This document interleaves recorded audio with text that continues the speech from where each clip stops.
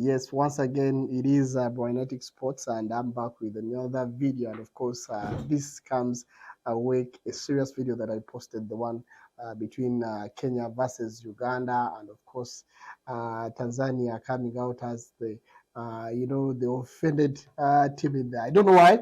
A lot of people were offended by me saying Kenya is a little bit better, but that was an opinion that I don't want to take personal. I saw a lot of people coming out on that page insulting the other. It turned out to be a war between three nations. In fact, two nations, not three nations, because as we Ugandans, we accept that we are not to the level of those countries, though we are trying as much as we can to make strides to see that we are getting there. Of course, to answer a few questions that people posted in there, someone posted and said that I have not done my research, so I need to do more research about Tanzania and how they are doing. They are doing better.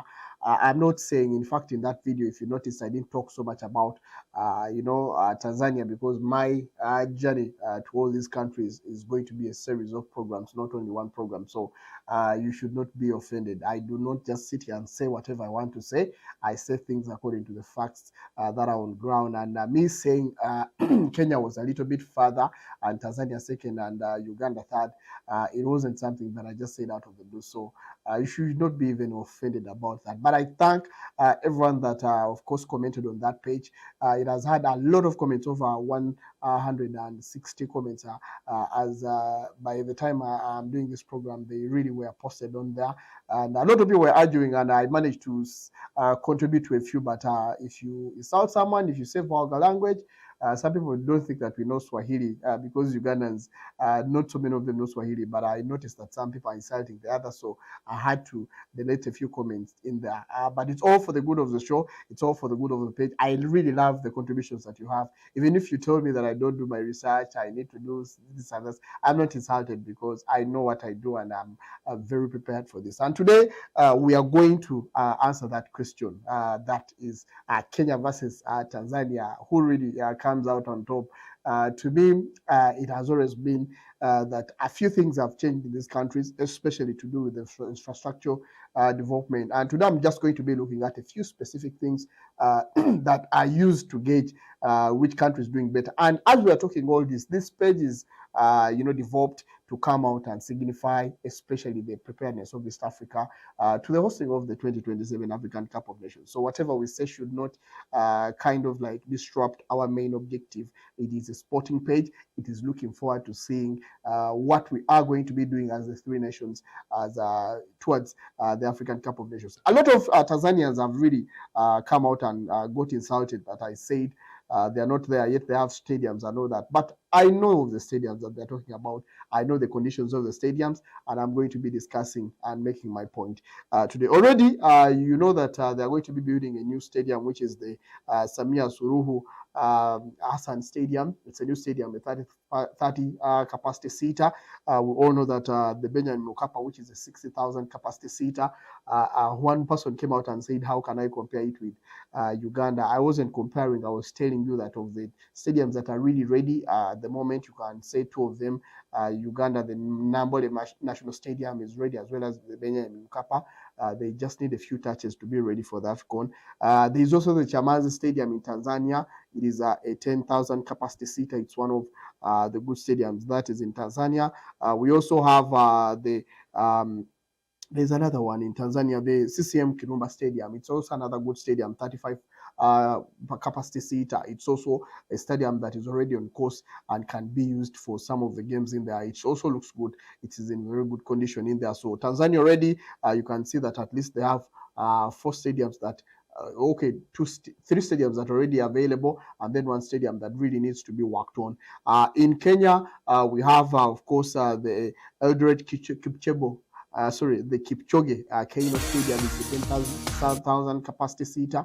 It is also another stadium that is under renovation, and it's one that is going to be worked on to see that it's prepared for the African Cup of Nations. In Uganda, we have the Hoima Stadium that is already under construction, 20,000 capacity seater. Mandela National Stadium, 45,000 capacity seater. In fact, it's 45,202. Nachivo Stadium, 35 capacity seater, but I think this will be working as a training ground in there. Mwanza CCM Kirumba Stadium, 35 60,000 capacity. I don't think Najuba will be used, just to correct a few things. Nairobi Moi International Sports Center in Kasarani is another stadium that is also under renovation. Great work that is being done, and we expect it to be ready. It's already looking better. 60,000 capacity seater. Nyayo Stadium, 30 capacity seater, and then Talanta Sports City. It's a new stadium under construction with the 60,000 capacity seater in there. The reason why I said Kenya is looking better now at the moment as number one is because already they have two stadiums. One is under renovation. It's a 60,000 capacity seater, and then the other one is already available. Of course, in construction. I'm saying not it's not already done, but it's already being constructed. It's also the Talanta Sports City. It's another 60,000 capacity seater. So they have two stadiums that are 60,000 capacity that are being built. As we talk now, a lot of Tanzanians would think that they are better off because they already have stadiums that are functioning. But when Kenya, in fact, I even mentioned it in the previous video, when Kenya completes its stadiums and also renovates the two, the one that is the Kipchoge Keino, as well as the one in Nyayo, it will be better off. And already they also have other stadiums that are also looking better. Of course, a lot of Tanzanians came out and talked about how their league is performing very well, which is okay. You can see the turn up, you can see a lot of things. I think the other thing is also they also have one of the most powerful medias around East Africa. That is the Azam Media, which really does the broadcast of the games. So they have a little bit of a good organization in their league, which credit you can give to them. So when it comes to the league and local football, you can say they're a little bit ahead of us. You would see even a lot of Ugandans going and playing in Tanzania. So to me, that is where they look good in there. But when you look at the stadiums, yes, they have a very good stadium that is ready, the Benjamin Mkapa Stadium, but you cannot say that they are already better than any of the three because, they already have one that is ready. When Kenya completes its stadiums, it will be a little bit better. And then on the other side, I can say that when you compare, of course, all the other countries, they have a lot of stadiums. Let me just go through the stadiums that Tanzania have. They have, I've told you, have Arusha, the national stadium as well. You have the CM Kirumba, the Amam Stadium, that is a 15,000 capacity seater. Chamazi Stadium, which is a 10,000. Jamhuri Stadium, that is all the way in Dodoma, 30,000 capacity. Of course, it's home of this JKT Ruvu Stars. Jamhuri Stadium in Morogoro. Of course, Morogoro is one of the few cities where now already they are constructing the standard gauge UA. It will be reaching there. So the Jamhuri Stadium has over 20,000 capacity. Sheikh Hamid Abed Memorial Stadium is also another stadium in there. They have Lake Tanganyika Stadium, which is 20,000. You have the Ali Hassan Mini Stadium, which is 20,000, home to Rhino Rangers. Sokoine Stadium as well, which is 20,000, home to Prison FC in Mbeya City. Then, of course, Kenya has the likes of Nyayo, Bukungu Stadium, Mombasa Municipal Stadium, Nairobi City Stadium, also estimated 15,000 capacity in as well as in the seating arrangement. Naivasha Stadium is another stadium that is also all the way in Naivasha, all the way in Kenya. 5,000 is what is happening in there. Ruaraka Stadium, it's a multi-purpose stadium as well in Nairobi. And when you see all those stadiums and you compare the two nations, you would see that they've tried as much as they can to build local stadiums around the local teams. And the beauty about Tanzania is that a lot of the local stadiums are owned by the local teams in there, which to me is very good, especially if you want to develop the game of football. Then, of course, the other thing about people complaining that you have a lot of stadiums around Nairobi, and Tanzania has a lot of stadiums distributed in the country. There was one who even came out and said, why would Uganda build a stadium all the way in Hoima and not in the city center? It has two benefits. First of all, when you have a lot of stadiums spread around the country, it is a benefit, especially to the nation, especially in developing the game.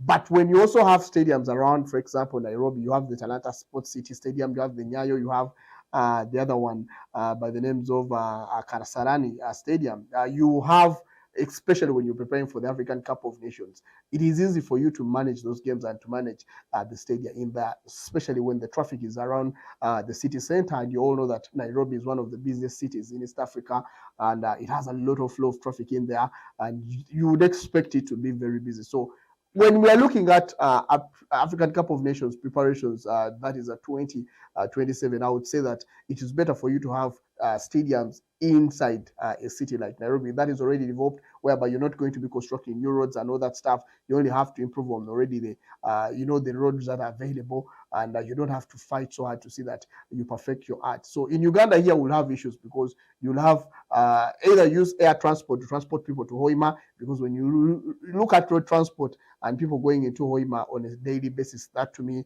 would be a big hassle. So I would really prefer having stadiums in within the city. So to me there, I think Nairobi and the stadiums that are around, to me, work for me, and they are better off in there.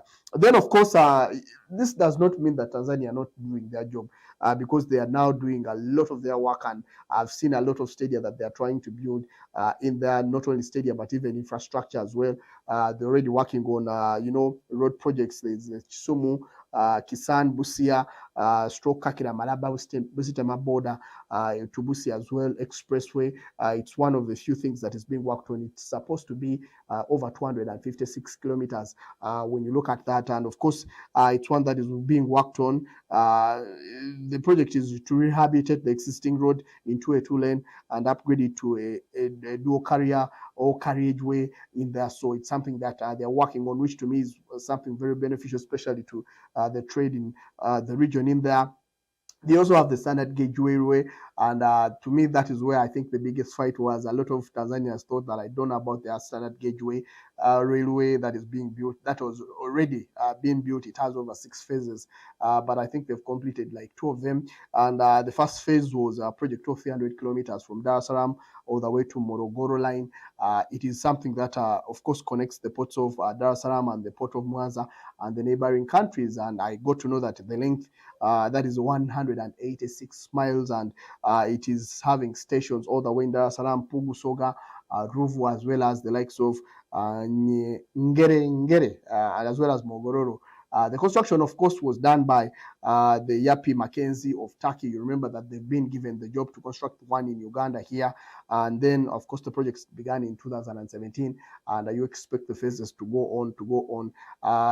The beauty about it, it's having the integration of the electrical bit of it, and the infrastructure is already complete, but the test for the electrical, live trains trial began in April 2022. Of course, the one for the passenger service section was inaugurated on the 4th of June in 2024 this year. The second phase is supposed to be covering over 426 kilometers, and that is from Mogororo all the way via Dodoma and Makuto in that is Manyoni district. So that is how they are working on there. I don't want to talk about all the phases, but that is how Tanzania is developing, and they are going to be having a big work, especially on this railway. That, of course, is different from what Kenya is having, though, of course, when you compare both the two of them, and you compare the speed at which the train runs, you'd see that the Tanzania one, because it's an electrical one, has a little bit of the faster speeds. Of course, Kenya has the Mombasa-Nairobi standard gauge railway completed in 2017. The first phase of the project was built, and of course, it was to really kind of like promote a connection between Nairobi and the coastal city of Mombasa. It was opened, like I told you, 7 years ago, and it has a distance of 492 kilometers. The whole project is to connect back to Uganda as well. There is that standard gauge railway project that's supposed to be connecting the 3 countries, as well as the neighboring countries like Rwanda, all to see that it works very well. Of course, like I told you, there is no electrification, so it's going to be upgraded to that later. But at the moment, of course, both of them look very good and look very serious. The road transport, to me, it's not about having the electricity bit of it. It's about being effective, and I think both countries are having a benefit from that interesting project. And when you ask me, of course, a lot of people would prefer the electrical one. Tanzania has some of the biggest dams around, so you would say they are producing bigger electricity in there. So you think that project really benefits them in one way or another. Then, of course, they have the water infrastructure as well. They have a project that has over, from 2024 to 2025, it has over 247 water projects. That really will help the local communities get access to water. So they also have those, projects that are supposed to be helping their small communities in there. Then Tanzania Water Investment Project, of course, like I told you, it is a 15 That is $1 billion project. So we are waiting to see 40% of this project will be on social investments, enhancing of drinking water and all the other stuff. 8% in institution building and skills as well. 32% to economic development and water source management, as well as 20% to improve the climate in there. So they have that project as well that is working in there. They also have good ports in there. Dar es Salaam, you remember, is of course a very, very busy town. So there is a project that is supposed to be they are investing in the Dar es Salaam Maritime Gateway project that is supposed to be, of course, at the Mtwara border and Bagamoyo port. In there, there's also, of course, a bid to increase the capacity of the ports to 6 million, from 6 million to all the way to 28 million tons by 2027. So it's also something that is being worked on. Energy infrastructure as well. It's also one of the other projects that is in Tanzania. But also when you compare to Kenya, Kenya has projects to do with technology. They have a hub that they are building, and it's going to be one of the best in East Africa. So when it comes to technology, they are better off. That is in East Africa. So you cannot compare them to Tanzania. They have a techno hub that is really, really going to be one of the best all the way. Then when we go to the last bit of this video, then we shall be coming to other sectors. That is the air transport. Kenya by miles win this. I don't know why Tanzanians are arguing.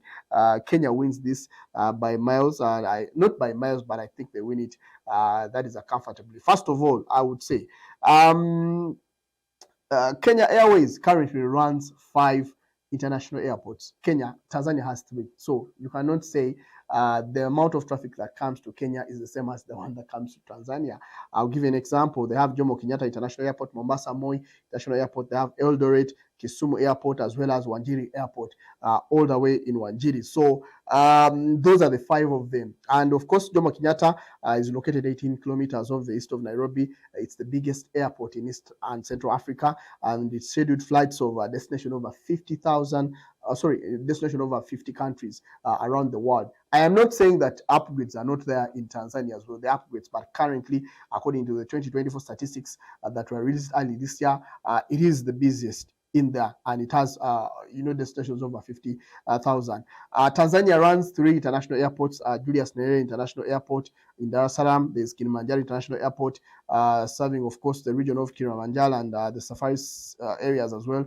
Zanzibar Abeid Amani Karume International Airport, located in Zanzibar as well. It has a lot of traffic of tourists that are going all the way to Zanzibar. They have the other proposed airports, which include Masalato International, Kanjuti International, Serengeti International as well, all the way in Mugumu. And also, you would say that they have over 57 in total of airports. Some of them are air bases, military air bases. Some of them are airstrips. So when you look at the number of air bases and airstrips and international airports, when you add it all together, I think they have something like 56 as compared to Kenya, which is something like 36. So they have bigger in number, but when you look at the quality and when you look at the African Cup of Nations and hosting international tournaments, I think we would prefer having at least international airports. So Kenya by miles win this because they have 2 more extra international airports around their country to help in the distribution of traffic as well as in their people. But I'm not saying that Tanzania are not really improving on theirs in there. And of course, according to the list of busiest airports, according to a report that came out all the way from the Airports Council International, Cairo International Airport is the one that has a lot of traffic. 20 million. ODB Tambo International Airport all the way in South Africa, 14.8 million. That is per year, the amount of people that move through this airport. Cape Town International Airport is third with 7.9. Muhammad 5 Airport, Morocco, 7.6. Hungadi International Airport in Egypt, 7.2. And then 6th is Addis Ababa Airport with 6.7. Jomo Kenyatta International Airport comes in 7th position with 6.56 million. And of course, it's the main transport hub, especially for air transport in Kenya in there. And of course, it has a lot in there with flights over I don't know how many carriers have their airplanes going through this interesting. And of course, it's located 15 kilometers from the city center, and it has a lot in there that happens when it comes to that. Among the top 10, that is how I refer to Kenya. It's among the top 10 in in Africa, and we don't, not in Africa, I think in Africa, yeah, and we don't have Tanzania having in there. So it's not just to look at, even if you look at the fleet of the ships, not the ships, but the airlines that they have, Kenya Airways operates a fleet of over 34 airlines, so you cannot compare that to Tanzania as well, because Tanzania, like I said, it has 15 aircrafts in there. So the amount of traffic that comes in Kenya, the amount of money that comes in as revenue, sometimes these aircrafts do not make money. These airlines do not make money as people expect. But the number of people that choose to come to your nation because they have a national carrier and they can access these areas with a lot of ease, especially national carriers, a little bit cheaper as compared to international airlines. So that is how I'm seeing Kenya really making progress in that. So there's a lot we can talk about, but it can't end in one video. So let's wait for another video for me to give you more, especially with the development of infrastructure around the nation, and especially looking at other nations. For by Ugandan fans, I think today I would be a little bit sorry. I did give you a lot of time, but this has been between the two big dogs that are complaining that I am putting them down. Yes, Kenya looks better. Yes, Tanzania look on course and they are really better. They have very good infrastructure. Their roads are good, and everything in their country really looking good. And you would see that their projects are a lot trying to upgrade all the downtown roads that have been looking bad are being upgraded. The highways are being worked on. They are building road tolls in there to help in easing the transport in there. A lot of them, they have a project that is working on road tolls as well. So they have a lot of things that are developing in their country, and you would think that, of course, while we talk this and say this, a lot of people would think that I'm disrespecting how Tanzania developed. They are very developed, and when you reach in the nation, you would see very good stuff. But as part of what we are discussing, especially in build up to the African Cup of Nations 2027, the most essential bit of things that are really supposed to be worked on have been worked on in Kenya. And you would think that despite them having their issues to do with pro footballing problems, their federation having issues with FIFA and all that stuff, they are still making progress because they have a busy country that has a busy economy. I've not even talked about the hotels, because there are better hotels, especially in Tanzania, because of the amount of tourists that go all the way to Zanzibar as well as in Tanzania itself. So I'll be discussing all that and so much more. And that is where Tanzania really should be excited about, because there are a lot of things that are happening, especially in that kind of infrastructure. So a lot more and so much more that we shall be discussing here. This video is a little bit longer than the usual ones that I usually give out there, but it's supposed to be coming out, of course, to answer a few questions that have been raised, especially for a lot of people from Tanzania saying that I disrespect their nation, saying that I have not done my research. I have done my research. I know what I'm talking about. So it's just that I choose what to say in different videos, and a lot of you have reacted to that. And do not fall for the trap. Do not fall for the trap. Thank you so much for being part of Brianetic Sports. My name is Brian. Stay safe. Enjoy your day. Bye-bye.